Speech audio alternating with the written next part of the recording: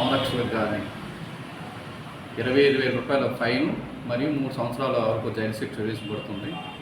అలాగే ఇంకొక ఎంబీ యాక్ట్లో నిబంధన ఏ విధంగా మార్చారంటే ఎవరైతే డ్రంక్ అండ్ డ్రైవ్లో పట్టుబడినట్లయితే అటువంటి వారికి 10,000 rupees fine and 6 months imprisonment అనేది 2 అమెండ్మెంట్ కూడా మార్చడం జరిగింది. ఇవనేది జూన్ 1వ తేదీ నుంచి అమల్లోకి వస్తుంది. కాబట్టి శ్రీకాకుళం ట్రాఫిక్ పోలీస్ తరఫున ప్రజలకు విజ్ఞప్తి చేస్తున్నాం. మైనర్లకి ఎటువంటి పరిస్థితులను కూడా మీరు వాహనాలు ఇవ్వద్దు. ఇచ్చినట్లయితే మీరు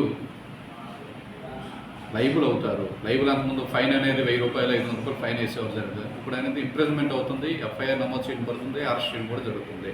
కావున తల్లిదండ్రులందరికీ గమనించండి. మన శ్రీకాకుళం పట్టణంలో కానీ జిల్లా మొత్తం కూడా మైనర్ డ్రైవింగ్ అనేది లేకన్నా గౌరవ ఎస్పీ గారు రాధికా మేడం ఐపీఎస్ గారి ఉత్తర్వుల మేరకు స్పెషల్ డ్రైవ్స్ అని కండక్ట్ చేయడం జరుగుతుంది. ప్రజలందరూ కూడా ఇది గమనించి మైనర్లు కానీ తాగి వాహనం నడపద్దు. అంతేకాకుండా శ్రీకాకుళం పట్టణంలో ర్యాష్ డ్రైవింగ్ కానీ బైక్ రేసింగ్ అవుతున్న ఫిర్యాదులు ఉంటున్నాయి. స్పెషల్ డ్రైవ్స్ అనేది కండక్ట్ చేయడం జరుగుతుంది. ఇంకా ఎవరైతే పట్టుబడతారో అటువంటి బైక్స్ని కంప్లీట్ సీజ్ చేసి వాళ్ళపైన కూడా కఠినమైనటువంటి చర్యలు తీసుకుంటాం. కావున ప్రజలందరూ కూడా పిల్లలకి బైక్స్ ఇచ్చేటప్పుడు కానీ నైట్ పూట వెళ్ళేటప్పుడు తల్లిదండ్రులు ఒకసారి వాళ్ళని ఎక్కడ వెళ్తున్నారు క్వశ్చన్ చేయండి. వాళ్ళు కంట్రోల్ చేసుకుంటే వాళ్ళ భవిష్యత్తు మంచిది. ఎందుకంటే ఆ వయసులో ఉన్నటువంటి పిల్లలు మనం ఎంత వరకు వాళ్ళు చేస్తున్న తప్పు అని మనం చెప్పగలగాలి.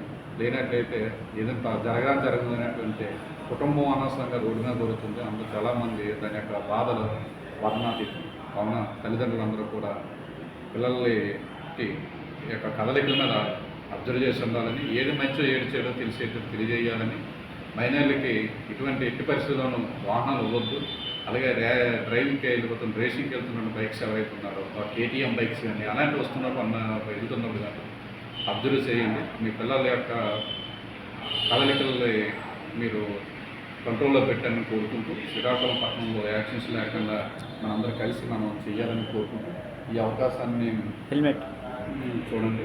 అలాగే ఎక్కడ చూస్తున్నా ప్రమాదం జరుగుతున్నప్పుడు మనకు ఎక్కువగా హెల్మెట్స్ లేకపోవడం వల్ల మనకు జరుగుతున్నాయి. కాబట్టి వాహనం నడిపేటప్పుడు తప్పనిసరిగా హెల్మెట్ పట్టుకోవాలి. నగరంలో హెల్మెట్ పట్టడానికి లేదు, హైవే ఎక్కితేనే అనేది ఒక పోకడానికి అది అప్పుడు సెల్ఫీ పర్సెంటేజ్ అబద్ధం. అది ఎటువంటి వాస్తవం కూడా లేదు. ఇంటి నుండి బండి తీసినప్పుడు మోటార్ వాహనం కానీ బయటకు తీసినట్టయితే ఎట్టి పరిస్థితుల్లోనూ మోటార్ వాహనం చట్ట ప్రకారంగా హెల్మెట్ అనేది ధరించవలెను. దీనిలో ఎటువంటి అపోహ లేదు. ప్రతి ఒక్క వ్యక్తి వాహనం బయట తీస్తే లోకల్లోన ఎక్కడ రోడ్డు ఎక్కినప్పుడు ప్రతి వాహనం కూడా హెల్మెట్ తీసి మాత్రమే వాహనాన్ని నడపవలెను. కావున వాహనాలు నడిపేటప్పుడు ప్రతి ఒక్కరు కూడా హెల్మెట్ ధరించండి.